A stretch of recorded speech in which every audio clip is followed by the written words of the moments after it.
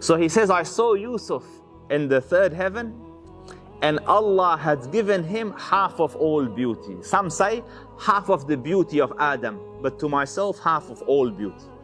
So this was in the third heaven. And then he goes up, we went up to this was the third heaven. So he went up to the fourth one. Same thing happened, asked permission to enter. They said, who was it? He said, Jibreel. Who was with you? Muhammad. Has permission been granted? Yes. Welcome, best of visitors.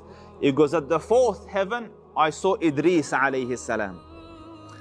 So Idris is one of the early of the prophets. So directly after Adam alayhi salam, just a generation or so on, is Idris alayhi salam. And Allah has lifted him to that heaven. So he goes, we went to the next heaven, and there I saw Harun. Harun is the brother of Musa alayhi salam. And then I went from there to the sixth heaven, where I saw Musa alayhi salam. And again, the Prophet has described him. It goes, when I met him, he said, welcome, noble brother and noble Prophet. So after the sixth one, he goes, I went to the seventh heaven. So the seventh heaven is the last of the levels. So he goes, there permission was sought, I entered, and there I saw Ibrahim, my father Ibrahim. And he said, the closest in resemblance to Abraham is myself. As in, the Prophet ﷺ had a close resemblance to our father Ibrahim. So much so, you might not understand this, but I'll explain it. On the night where he was doing his hijrah, where he was leaving Mecca to go to Medina, they went to hide in the mountain. So one of the trackers came looking for him, and they found their footprints at the base of the mountain. So the tracker said, this one here is the footprints of the son of Abu Quhafa, meaning Abu Bakr. This is the footprints of him. And as this other footprints, it's like the one you have in Mecca, meaning Sheikh, Maqam Ibrahim. You know the footprint of Ibrahim that is in Mecca? He goes, this one is like that one. Therefore, the Prophet's that I am the closest in resemblance to my father Ibrahim, even his footprint was the same as the one Ibrahim has left in Mecca. So he says, I saw him reclining on a house. This is the Kaaba of the heavens, Baytul Ma'mur.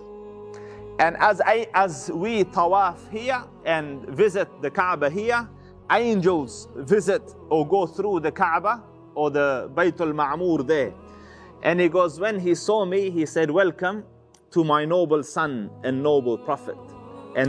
And then he said, I went and I saw in this Baytul Ma'mur 70,000 angels visit it or cross it or come out of it every day. And when they come out once, they don't get a second chance till Qiyamah come.